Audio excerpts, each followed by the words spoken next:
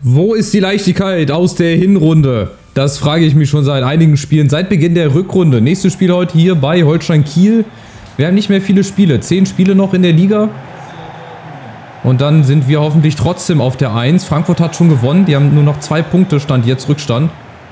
Also, ein Sieg ist natürlich Pflicht. Wie in so fast jedem Spiel eigentlich. Auch gegen die Eintracht hätten wir gewinnen müssen. Da haben wir leider in der letzten Sekunde das 3-2 kassiert. Bitterer Rückschlag heute, aber da blicke ich sehr positiv rein. Ist wieder die beste 11 auf dem Platz. Alle sind ausgeruht. Holstein Kiel ist 17. Die haben also mit dem Abstieg zu kämpfen. Heißt nichts. Und heute werde ich gleich mal im 4-3-3 spielen. Mal kurz gucken, ob alles soweit... Ja, spielen alle da, wo sie spielen sollen. Okay, also heute 4-3-3 mal. Von Anfang an einfach mal was anderes. Vielleicht einfach mal einen neuen Impuls reinbringen mit der Aufstellung. Bayern haben auch gewonnen. Die sind auch nicht mehr weit weg. Also es geht jetzt wirklich in die heiße Phase. Letzten Spiele nochmal ein bisschen die Konzentration hochfahren, das Tempo anziehen. Aber es wird nicht viel einfacher. Holstein Kiel brauchen auch noch jeden Punkt. Aber man kann doch gleich mal mit so einem Freischuss hier anfangen. Vielleicht mache ich auch mal wieder Inneres. Die letzten waren eigentlich ganz gut. Die kamen sehr, sehr gut. Jetzt muss auch mal einer reingehen. Oh, der könnte ein bisschen zu weit sein, oder? Kvaratskhelia! Von wegen zu weit! Der nagelt den rein in Minute 4. Geht doch. So viele Versuche gebraucht, mal ein Freischusstor zu erzielen, aber das geht natürlich auf die Kappe des Keepers. Den muss er normalerweise halten. Erwartetes Tor 0,04. Mit 112 km/h. Das ist ein Torwartfehler. Das ist ein klassischer Torwartfehler. Der kriegt den Ball sogar, ich glaube, an den Kopf. Der kommt gar nicht ran mit seinen Händen. Aber soll uns egal sein. Wichtig, 1:0, mal wieder eine frühe Führung durch Kvaratskhelia, der es auch sehr, sehr oft probiert hat. Es nie aber so recht funktionieren wollte. Gut, dann haben wir das dann auch hinter uns. Ein weiterer Punkt, den ich von der Agenda streichen kann. Ein Freistoßtor in FIFA 23. Ich glaube, das war jetzt auch das allererste im Karrieremodus zumindest. Es sei denn, ich habe noch ein anderes geschossen und jemand sucht mir das raus, dann schreibt das gerne in die Kommentare rein. Aber ich kann mich sonst an kein Freistoßtor erinnern in FIFA 23. Und das gibt uns gleich einen ganz, ganz anderen Schwung hier. Kvaratskhelia wieder aus Spitzenwinkel. Diesmal ist er da mit den Händen. Diesmal gefällt mir die Anfangsphase auch tausendmal besser. Nicht nur, weil wir führen, einfach weil wir auch schon ganz anders auftreten. Und schon 2 Tore geschossen haben. Das riecht nach einem weiteren Schützenfest hier, wenn wir so weitermachen in dem Rhythmus. Dann bekommt Kiel mal die ganze Wut von uns zu spüren. Dann werden die heute richtig hier nach Hause geschickt. Auch wieder ein klasse Eckball. Der schießt die Ecken wirklich so, wie man sie schießen soll. Und Aller. Und das Kopfballspiel, das versteht sich halt ganz gut. So, und wir bleiben gleich in dem Rhythmus hier, ne? Wir bleiben gleich in dem Flow. Die Freiburger haben 8 Dinger gegen uns bekommen. Mal gucken, wie viel die Störche hier von uns kriegen. Aber vielleicht war das auch nur der Anfangsflow. Und die Kieler, die finden jetzt auch irgendwie mal in die Partie rein. Muss ja nicht unbedingt sein, ne? Also von mir aus können sie sich auch gern zurückhalten. Ein ganzes Spiel über lang. Kommen sie, erster Angriff und Schlotterbeck steht richtig. So, nächster Angriff. Rollt diesmal über Veron. Ja, zu weit nach vorne, aber hat ihn. Wuschelt sich da irgendwie durch. Auch das Glück haben wir bislang mal. Dass der Ball wirklich auch mal zu uns springt und auch bei uns bleibt. Wieder Kvaratskhelia. Ja, aber eigentlich die Schussposition. Aber vielleicht ja jetzt Bellingham. Den greift keiner an. Bellingham und Schreiber. Der Keeper. So, aber Eckbälle. Da freute sich Kvaratskhelia immer schon. Der und Aller zusammen. Vielleicht nochmal so ein Ding. Vielleicht nochmal so ein Ding. Ja. Diesmal ist Schreiber aber da.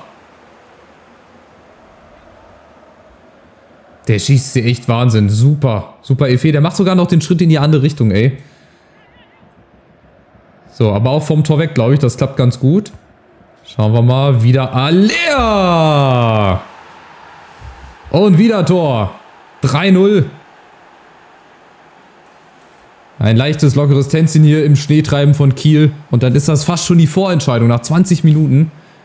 Das deutet dann wirklich auf ein Schützenfest hin. Hier auch wieder super Ecke auf den ersten Pfosten. Da kommt keiner ran. Und dann köpft er den genau in dem Winkel und in dem Bogen, dass er nicht rankommt. Gegen die Laufrichtung. Klasse Tor. Der hätte auch, wenn er übergegriffen hätte, nichts machen können. Das war einfach ein super Kopfball. Und das 3:0 und schon ist alles so, als hätten wir nie eine Krise gehabt. Holstein Kiel ist halt leider aus deren Sicht ein Gegner, der zur falschen Zeit am falschen Ort ist. Und Sebastian Haller mit 20 Toren schon, der ist auf dem besten Weg auch, vielleicht sich die Torjägerkanone zu sichern. Noch ist ja nicht Schluss. Wieder Kvaratskhelia mit Haller, die harmonieren heute richtig gut. Dritter Assist Kvaratskhelia. Ne, vierter sogar. Vierter Scorerpunkt. Der war an allen 4 Toren beteiligt. 1 hat er selber gemacht, 3 hat er vorgelegt und Haller auch mit seinem Hattrick. Wahnsinn. Das Traumduo Haller und Kvaratskhelia. Kvaratz-Haller, wenn du das so willst, wenn du die beiden Namen vermischen möchtest, damit das irgendwie sinnvoll klingt. Ja, oder Haller Elia. Oder Haller, keine Ahnung. Denkt euch irgendwas aus. Also, drittes Tor von Haller. 4. Scorerpunkt von Kvaratskhelia. Das ist natürlich auch eine Statistik zum Einrahmen. Und halt auch ein Spiel, was ich euch auch vor einigen Parts schon gesagt habe. Das ist mal wieder ein Spiel, da geht jeder Ball rein. Da kommt jeder Pass an, da sitzt jede Ecke. Und Holstein Kiel ist halt aus deren Sicht leider heute unser Gegner. Die kriegen es halt dann leider ab. Aber da können wir leider keine Rücksicht drauf nehmen. Nächster Angriff rollt schon wieder. Veron und in der Mitte. Ja, da ist er wieder. Haller, diesmal wird er verteidigt. Ah, da waren noch schöne Tore dabei bislang. Und es wird bestimmt nicht das letzte gewesen sein. Veron. Und wieder Schreiber. Und wieder Eckball. Oh, oh, oh. Da würde ich mir als Keeper jetzt schon wieder in die Hosen machen. Wenn ich weiß, da steht ein Kvaratskhelia an der Ecke. Und da steht ein Haller in der Mitte. Schade. Da geht auch nicht jeder Ball rein. Aber vielleicht jetzt nach der Flanke. Ja, also das ist wie gesagt ein 3-Klassen-Unterschied heute bislang gefühlt. Das wird sich auch nicht mehr bessern, glaube ich. Es geht jetzt nur um die Höhe. Und da müssen wir wirklich weiter auf die Tube drücken. Schreiber, darf man den Ball festhalten. Da kommt dann halt eins zum anderen. Ne? Die stehen unten, wir stehen oben. Wir kriegen wieder einen Freistoß. Diesmal ein bisschen weiter weg, aber warum nicht? Oh, Guerrero mit einem Außenriss, das bietet sich auch an. Machen wir mal hier den Roberto Carlos mal gucken. Wenn der jetzt auch noch reingeht, ey, dann fresse ich einen Besen. 39. Minute, Guerrero wie Roberto Carlos. Aber bei Roberto Carlos war der Ball drin.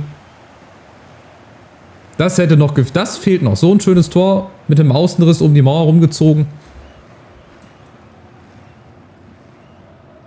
Tja, als wäre nichts gewesen. Wirklich, so vom Gefühl her. Als hätten wir immer schon so gespielt. Aber das könnte auch ein Auftakt sein für die Schlussphase der Saison, für die letzten 10 Spiele. Wenn wir so weitermachen, dann ist uns die Meisterschaft wirklich nicht zu nehmen. Auch rechnerisch dann irgendwann nicht mehr. Und wir laufen das ja heute bislang alles ganz entspannt hier ab. Also ist ja nicht so, dass irgendwie Holstein Kiel hier Druck machen würde. Die müssen eher zusehen, dass sie hinten den Laden mal dicht halten. Kvaratskhelia jetzt mit der Chance. Pfosten. Und Lindström vorbei. Aber Chance lebt noch. Kriegt den Kvaratskhelia? Ja, kriegt er. Nimmt Veron mit. Schade, durch die Beine. Um Gottes Willen, die schwimmen da hinten. Den geht echt auf Deutsch so ein bisschen der Arsch auf Grundeis. Bei jedem Angriff müssen sie ja echt schauen, dass der Ball nicht hinten rein geht ins Tor. Jetzt Achtung, Kiel vielleicht mit Loba. Oh, ganz schlechter Pass. Aber gut für uns. Halbzeit erstmal 4-0. Ja, können sich erstmal ein bisschen ausruhen. Weil das war wirklich eine erste Halbzeit. Die kannst du dir einrahmen. So in jedem Spiel ideal, aber Leipzig führt, Leverkusen auch nur unentschieden. Wolfsburg spielt wahrscheinlich am nächsten Tag. Frankfurt hat schon gespielt. Wenn wir mal auf die Info gucken, das ist bislang, ja, 12 Schüsse, 2,0 Expected Goals, 4 Stück haben wir gemacht. Haben aber auch nur 55 Pässe. Aber dafür haben wir mehr Pässe gespielt, die auch wirklich in die Spitze gingen, in die Schnittstellen, hinter die Abwehr. Und weil wir auch viele Standardsituationen hatten. Ne? Wir haben ja alleine 2 Eckballtore gemacht. Und dann noch ein Freistoßtor, da ruht der Ball natürlich. Aber es geht weiter hier. Alea oben durch, schade. Jetzt Alea, jetzt Kvaratskhelia und jetzt das 5-0. Der Mann des Spiels. Sein zweites Tor, 3 Assists hat er gemacht. Ich komme ja gar nicht mehr raus hier aus dem Schwärmen heute. Was ist denn los?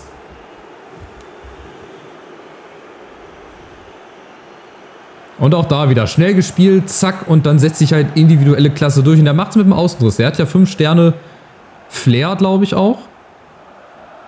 Und auch 5 Sterne schwacher Fuß. Also bei dem ist es echt egal, auf welchem Fuß der Ball liegt.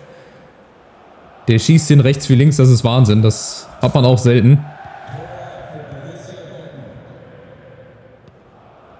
So, und dann ähnlich wie in Halbzeit 1 ist Kvaratskhelia der Dosenöffner. In Halbzeit 2. Mal gucken, was die Kieler jetzt noch machen. Was sie entgegenzusetzen haben. Guerrero dagegen Loba. Kein Foul im 16. Aber trotzdem müssen wir da ran. Und der erste Schuss. Oder der zweite. Der zweite Schuss aufs Tor.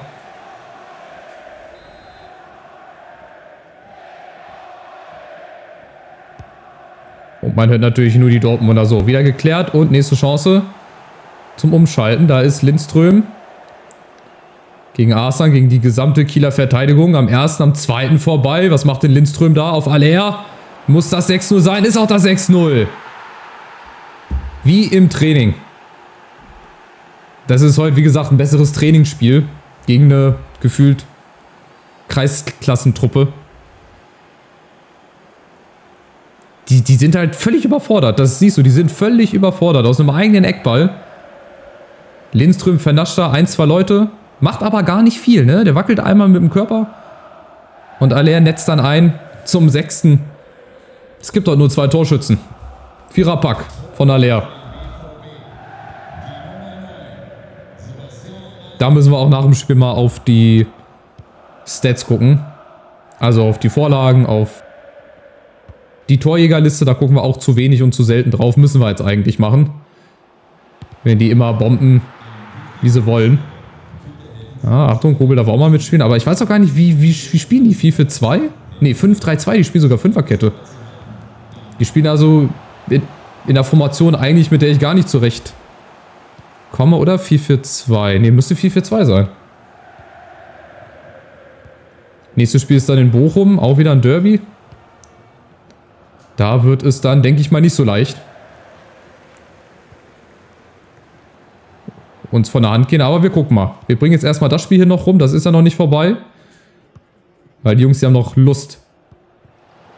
Und wie viel Lust die haben, schauen wir mal. Lindström. Auch wieder ganz easy, guck mal, mit einer Ballrolle hast du gefühlt die ganze Abwehr ausgehebelt. Lindström. Und wir gehen weiter drauf hier, klar. Jedes Tor, was wir hier machen können, ist gut für uns. Alea dreht sich wieder. Nächste Chance, nächstes Tor. Schade. Geht halt auch nicht jeder Ball rein und die wissen halt gar nicht, was sie machen sollen. Das ist, wie gesagt, das ist so wie im DFB-Pokalspiel, erste Runde. Ein Sechsligist gegen Bundesligisten, so ungefähr sieht das jetzt hier aus. Nur der Unterschied ist halt, dass Kiel in der Bundesliga spielt. Und dann denke ich mal auch nächste Saison wieder in der zweiten Liga. Das ist bislang wirklich sehr, sehr erschreckend, was sie hier machen. Alea, Veron. Nochmal Alea, nächste Chance. Und abgefälscht. Wir können mal wechseln. Guck mal, wir haben noch 20 Minuten. Lassen wir mal die anderen spielen, die vielleicht nicht so oft spielen. Ademi zum Beispiel kann mal rein. Vorne ist Skamaka. Schade, dass ich Petersen jetzt nicht mit habe. Bessay. Da können wir jetzt mal wirklich... Nee, warte mal. Da können wir jetzt mal wirklich den Rundumwechsel hier machen. Benacer. Nein, für Sangaré. Vorsicht jetzt, nicht nervös werden hier am Ende. Und Ryan Kent können wir nochmal für Veron bringen. Dann haben wir... Ach, wir dürfen ja nur 5 Mal. Ich dachte 7 Mal, aber nee, 5 Mal ist jetzt mittlerweile erlaubt.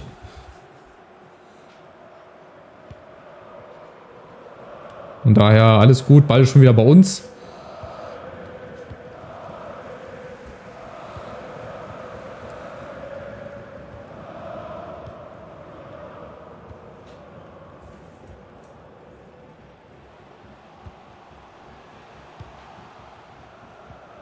Wieder Ballgewinn. Also wie gesagt, wir müssen uns gar nicht groß irgendwie anstrengen. Das ist heute wirklich sehr, sehr entspannt. Wir rollen oben. Ja, habe ich gesehen. Zieht aufs Tor, lässt sich einer fallen. Oh, Gottes Willen. Aber Lindström, nee, abseits. Klar, war viel zu weit vorne. Na gut, jetzt die ganzen Wechsel. Zack, zack, zack. Einmal durch die ganze Palette. Und die nächste Chance folgt zugleich. Wieder das Gamaka, Kvaratskhelia. Den muss er machen und den macht er. 7-0, völlig frei. Es gibt heute nur 2 Torschützen. Bislang. Der eine ist jetzt schon vom Feld, der andere, der will noch. Ja, ich meine, was willst du dazu sagen? Das ist ganz einfach Fußball in Perfektion.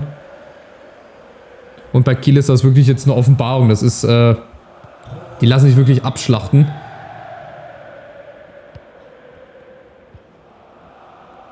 Und wir haben noch 10 Minuten mit Nachspielzeit. Also wir können das Freiburg-Ergebnis können wir herstellen. Wir können sogar nochmal toppen.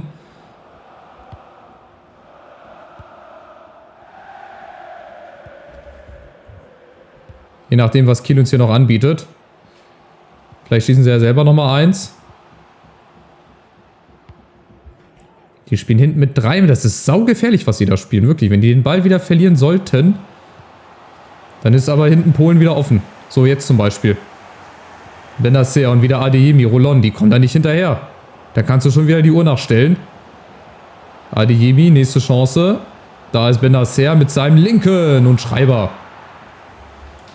Ist halt wirklich die ärmste Sau auf dem Platz. Der kann wirklich nichts machen. Auch gerade wieder beim 1-1 dagegen Kvaratskhelia, der sich schon wieder bereitstellt hier für seinen nächsten Assist. Da kommt Schlotterbeck. 8-0. Freiburg lässt grüßen.